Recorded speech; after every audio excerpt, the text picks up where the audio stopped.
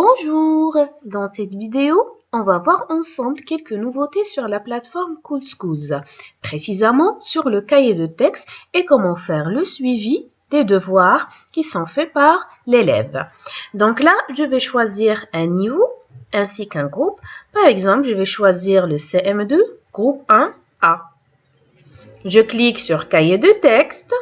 Voilà, donc je vais choisir la date de la semaine dernière. Voilà, je vais choisir au hasard un exercice. Par exemple, cet exercice. Donc là, il y a un volet qui s'affiche à côté, à droite. Donc ici, on trouve un chiffre 6. Donc, le chiffre 6, il indique comme quoi qu'il y a 6 élèves qui n'ont pas fait leur devoir. À côté, je vais trouver un pourcentage. Ce pourcentage, c'est la moyenne de tout le groupe ou bien de toute la classe. Donc, on va bien expliquer ça. Je vais cliquer sur, par exemple, cette moyenne. Qu'est-ce que je trouve? Le détail du devoir fait par l'élève. Par exemple, Emir Nazir, il a eu 100%, c'est-à-dire qu'il a réussi son devoir du premier essai. Et il l'a fait le 16 à 17h07. Hani Nbari, par exemple, il a eu 66% parce qu'il a réussi son devoir à partir du deuxième essai. Concernant le pourcentage, si l'élève réussit son devoir à partir dès le premier essai, donc alors là, il aura 100%. S'il le réussit jusqu'au deuxième essai, c'est 66%. Et s'il le réussit jusqu'au troisième essai, c'est là qu'il aura 33%. Donc, cette présentation, il permet d'indiquer le pourcentage de l'élève ainsi que la date et l'heure اللي دار فيهم l'élève l'exercice.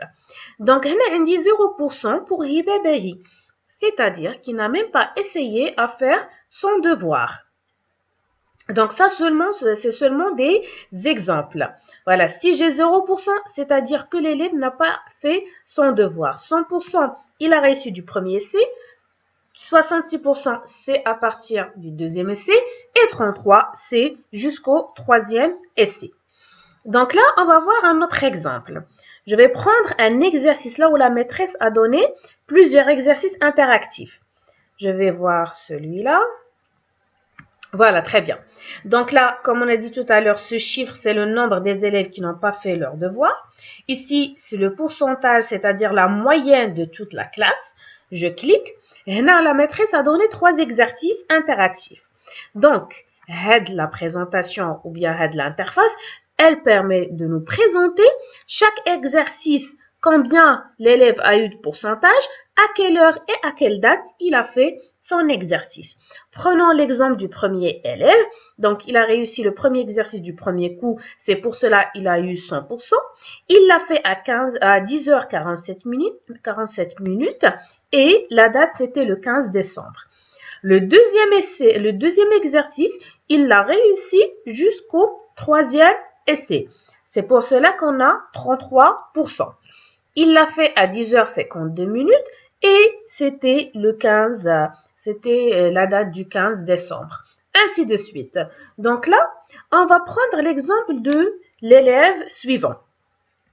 Pour les 2 exercices, elle l'a réussi jusqu'au troisième essai.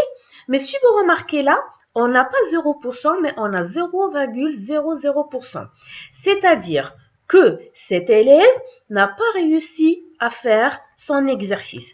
Donc, il a fait le premier essai, il n'a pas réussi, le deuxième, le troisième, donc elle n'a pas pu réussir à faire son exercice. C'est pour cela qu'elle a eu un pourcentage de 0,00%.